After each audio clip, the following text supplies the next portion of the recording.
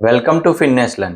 आज के इस वीडियो में हम बात करने वाले हैं एफडी और आरडी के बारे में। एफडी यानी फिक्स डिपॉजिट और आरडी यानी कि रिकरिंग डिपॉजिट। इन दोनों का डिफरेंस क्या है उसका कंपैरिजन करेंगे और आप लोगों को मैं समझाऊंगा कि एफडी के क्या फायदे हैं और रिकरिंग डिपॉजिट के क्या फायदे हैं। इस वीडियो में मैं उसके बारे में डिफरेंस समझाऊंगा, क्या कुछ है, एफडी किस तरह से काम करती है और रिकरिंग डिपॉजिट यानी कि आरडी किस तरह से काम करती है। और इसके बाद एक और मैं वीडियो बनाऊंगा जिसमें मैं इसके एडवांटेजेस, डिसएडवांटेजेस और उसके क्या बेस्ट ऑप्शन है आप लोगों के लिए उसके बारे में बात करूंगा। आइए एक एक करके हम स्टार्ट करते हैं अपने जो एफडी यानी कि फिक्स डिपॉजिट और आरडी यानी कि रिकरिंग डिपॉजिट के डिफरेंस क्या है।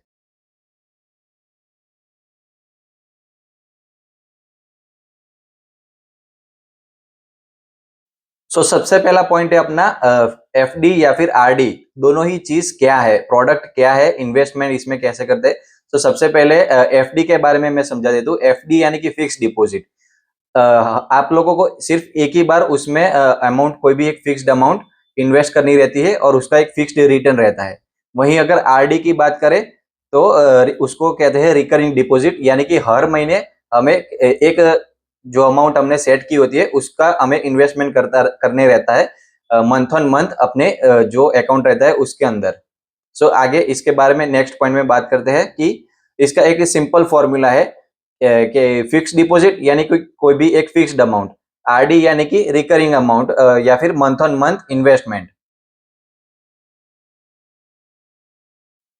नेक्स्ट पॉइंट में हम बात करते हैं कि ये फिक्स डिपॉजिट और रिकरिंग डिपॉजिट किनके लिए है, किनके लिए ये प्रोडक्ट बना हुआ है। फिक्स डिपॉजिट जिसके पास एक लिमिटेड अमाउंट या फिर फिक्स्ड अमाउंट रहती है, जैसे कि मेरे पास 10 लाख रुपए पड़े हैं, मैं उसको एक फिक्स्ड अमाउंट पे एक फिक्स्ड इन्वेस्टमेंट रिटर्न के तौर पे बुक करना चाहता हूँ, तो वो मैं बुक करवा सकता हूँ। उसके ऊपर एक फिक्स्ड रिटर्न मुझे एवरी मंथ या फिर एवरी क्वार्टरली या फिर जिस तरह से मैं सिलेक्ट करूँ उसके मुताबिक मुझे रिटर्न मिलता रहेगा या फिर मुझे मैच्योरिटी के टाइम मिलता रहेगा।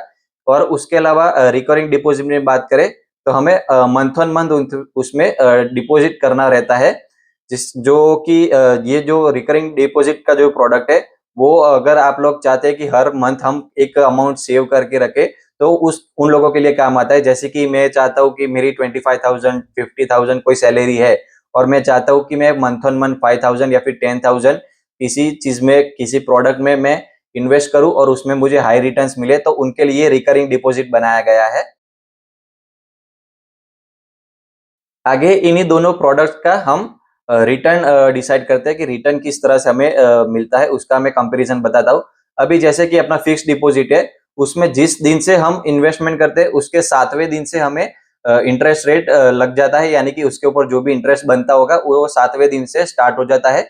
और एक जो भी अपना जो क्राइटेरिया है 6.5%, 7% तक का जो रहता है, कभी कभार 8% का रहता है, उतने तक का हमें पहले 7वें दिन से ही हमें इंटरेस्ट लगना स्टार्ट हो जाता है। वही अगर रिकरिंग डिपॉजिट की बात करें तो अपना जो जैसे कि मैंने इस मंथ में पहली रिकरिंग डिपॉजिट की इंस्टॉलमेंट पे की, अभी नेक्स्ट रिकरिंग डिपॉजिट की इंस्टॉलमेंट जब मैं पे करूंगा तो उसका इंटरेस्ट रेट मुझे उस दिन से मिलना स्टार्ट होगा।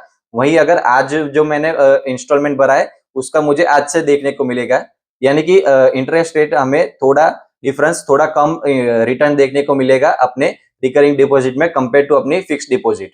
आगे इन दोनों के प्रोडक्ट के रिस्क के बारे में बात करें तो दोनों ही प्रोडक्ट रिस्क फ्री है, बिल्कुल लो रिस्क है, इसमें हमें कोई ज्यादा रिस्क रहता नहीं है। दोनों ही प्रोडक्ट में हमें सिर्फ अपना जो पैसा है वो लगाना है और उसके ऊपर जो फिक्स्ड रिटर्न रहता है वो हमें देखने को मिलता है, चाहे फिक्स डिपॉजिट हो चाहे रिकरिंग डिपॉजिट हो। उसके ऊपर जो अमाउंट में हमने अपनी प्रोडक्ट बुक करवाई है उसके ऊपर जो फिक्स्ड रेट है वो हमें एवरी मंथ ऑन मंथ या फिर ईयर ऑन ईयर जो भी टेनर आप लोगों ने सिलेक्ट किया होगा उसके ऊपर मिलता रहेगा। इसमें हमें कोई रिस्क देखने को नहीं मिलता। आगे मिनिमम एंड मैक्सिमम अमाउंट के बारे में बात करें, मिनिमम हमें कितनी अमाउंट डिपॉजिट करनी रहती है। अगर फिक्स डिपॉजिट की बात करें तो हमें कम से कम 1,000 रुपए हमें डिपॉजिट करवाने रहते हैं, जिसके ऊपर हमें फिक्स डिपॉजिट अप्लाई करवा सकते हैं, फिक्स डिपॉजिट ले सकते हैं 1,000 रुपए की। और उससे ज्यादा आगे मैक्सिमम अगर हम लिमिट देखें तो उसमें कोई मैक्सिमम लिमिट नहीं है, आप कितने भी पैसे हो आप अपने सेविंग अकाउंट या फिर किसी भी अकाउंट से फिक्स डिपॉजिट में जमा करवा सकते हो। वहीं अगर रिकरिंग डिपॉजिट की बात करें तो हमें मिनिमम 100 रुपए से 500 रुपए bank on bank different criteria रहता है, डिफरेंट थ्रेशोल्ड अमाउंट रहती है, लेकिन 100 रुपए से 500 रुपए तक दोनों एक आसपास अमाउंट रहती है, उससे हम स्टार्ट कर सकते हैं मंथ ऑन मंथ इन्वेस्टमेंट करना अपने रिकरिंग डिपॉजिट में। सो उसमें ये मिनिमम अमाउंट का क्राइटेरिया रहता है, और मैक्सिमम अमाउंट की बात करें तो उसमें भी हमें कोई क्राइटेरिया देखने को नहीं मिलता। आप चाहे उतना उसमें डिपॉजिट करवा सकते हो, चाहे उतनी इंस्टॉलमेंट करवा सकते हो, चाहे उतना आप पैसा है वो लगा सकते हो अपने रिकरिंग डिपॉजिट में, उसमें भी कोई लिमिट नहीं है। आगे इन दोनों के टेन्योर की बात करें, यानी कि कितने समय तक हम अपना पैसा इस प्रोडक्ट में इन्वेस्ट कर सकते हैं, उसके बारे में बात करें तो फिक्स डिपॉजिट में क्या रहता है, पहले 7वें दिन से हमें इंटरेस्ट रेट देखने को मिलता है जो अप्लाई होता है अपनी जो हमने राशि इसमें इन्वेस्टमेंट की है उसके ऊपर। वहीं जो रिकरिंग डिपॉजिट होता है वो पहले दिन से ही स्टार्ट हो जाता है। सो अपने जो फिक्स डिपॉजिट है उसका जो टेनर पीरियड रहता है वो 7 दिन से लेकर पूरे 10 साल तक का रहता है। वहीं अगर रिकरिंग डिपॉजिट की बात करें तो कम से कम हमें 6 महीने तक अपना जो रिकरिंग डिपॉजिट अकाउंट है वो एक्टिवेट रखना पड़ता है, और 6 महीने के बाद ही हमें रिटर्न मिलता है, ऐसा रहता है, और वो भी आगे 10 साल तक हमारा चलता रहता है। आगे टैक्स और टीडीएस के बारे में बात करें तो टैक्स दोनों ही प्रोडक्ट पे हमें लगता है, चाहे फिक्स डिपॉजिट हो चाहे रिकरिंग डिपॉजिट हो, दोनों के ऊपर हमें टैक्स देखने को मिलता है। वहीं अगर टीडीएस की बात करें तो टीडीएस भी हमें दोनों ही प्रोडक्ट पे देखने को मिलता है। टीडीएस दोनों ही प्रोडक्ट पे एप्लीकेबल होता है। हर बैंक का डिफरेंट डिफरेंट क्राइटेरिया ऊपर नीचे रहता है। सो वो आप अपने बैंक के एम्प्लॉय से पूछ सकते हो, और उसके मुताबिक आप अपनी प्रोडक्ट फिक्स करवा सकते हो। और आगे टैक्स सेविंग टिप दूं तो एक फिक्स डिपॉजिट में हमें पहले 5 साल तक हम टैक्स सेविंग अप्लाई करवा सकते हैं, यानी कि रिटर्न फाइल करते वक्त हम सीए को बता सकते हैं कि इसमें हमें टैक्स सेवर एफडी बुक करवानी है, बुक करवाई है तो उसमें हमें टैक्स नहीं भरना है, या फिर उसका टैक्स डिडक्शन हमें देखने को मिलता है। वही रिकरिंग डिपॉजिट में हम देखें तो उसमें हमें कोई टैक्स सेविंग ऑप्शन देखने को नहीं मिलता, हमें पूरा पूरा टैक्स भरना पड़ता है।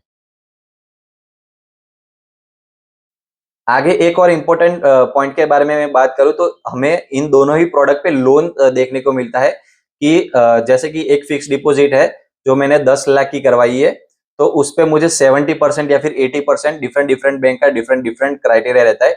सो 70, 80, 90% तक मुझे उसके ऊपर लोन देखने को मिलती है। अगर मैंने 10 लाख की एफडी बुक करवाई तो मुझे 9 लाख तक का लोन या फिर 8 लाख तक का लोन मिल सकता है अपनी एफडी के ऊपर। वहीं अगर मैं रिकरिंग डिपॉजिट की बात करूं तो उसमें थोड़ा प्रॉब्लम ऐसा है कि रिकरिंग डिपॉजिट में कोई कोई बैंक ही हमें ये फैसिलिटी प्रोवाइड करती है कि अपनी रिकरिंग डिपॉजिट की जो पॉलिसी है उसके ऊपर हमें लोन देखने को मिले। ज्यादातर बैंक्स ये फैसिलिटी हमें प्रोवाइड नहीं करती है। आगे इसमें और ऑप्शंस जैसे कि इसमें हम नॉमिनेशन ऐड कर सकते हैं, अपना अकाउंट होल्डर का भी नेम ज्वाइन कर सकते हैं, सेकंड होल्डर हो उसका भी ज्वाइन कर सकते हैं। और आगे बात करें तो ऑटो रिन्यूअल प्रोसेस दोनों में सेम रहता है, ऑटोमेटिक रिन्यू हो जाता है, हमें कोई प्रोसेस करना नहीं रहता। और आगे बात करें तो प्री मैच्योर क्लोजर, यानी कि अगर आप लोगों को पैसों की जरूरत पड़ी और आपको इसे ब्रेक करवाना है तो क्या इसे करवा सकते हैं या नहीं। सो ऑब्वियसली दोनों ही प्रोडक्ट हम ब्रेक करवा सकते हैं। प्रोसेस थोड़ा लेंदी रहता है, फॉर्म फिलअप करके हमें पूरा पैसा निकालना रहता है।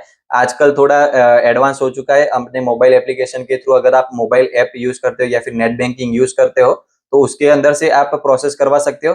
लेकिन वो अगर आप लोग मोबाइल बैंकिंग या फिर नेट बैंकिंग यूज नहीं करते तो आपको बैंक में जाके उसका प्रोसेस करना रहता है। और दोनों ही प्रोडक्ट अगर आप प्री मैच्योर एफडी या फिर प्री मैच्योर रिकरिंग डिपॉजिट जो अपना ब्रेक करवाते हो तो उन दोनों पे ही हमें पेनल्टी देखने को मिलती है। डिफरेंट डिफरेंट बैंक्स में डिफरेंट डिफरेंट परसेंटेज हमें पेनल्टी पे करनी रहती है। और आगे लिक्विडिटी की बात करें तो लिक्विडिटी में अगर आप लोगों को एफडी ब्रेक करवानी है तो वो आप इजीली ब्रेक करके तुरंत अपना जो अमाउंट है वो अपने अकाउंट में ट्रांसफर करवा सकते हो, क्योंकि वो अपने रिकरिंग डिपॉजिट से काफी फास्ट प्रोसेस रहता है। लेकिन रिकरिंग डिपॉजिट की बात करें तो उसमें थोड़ा लेंथी प्रोसेस रहता है, उसमें थोड़ा टाइम लगता है।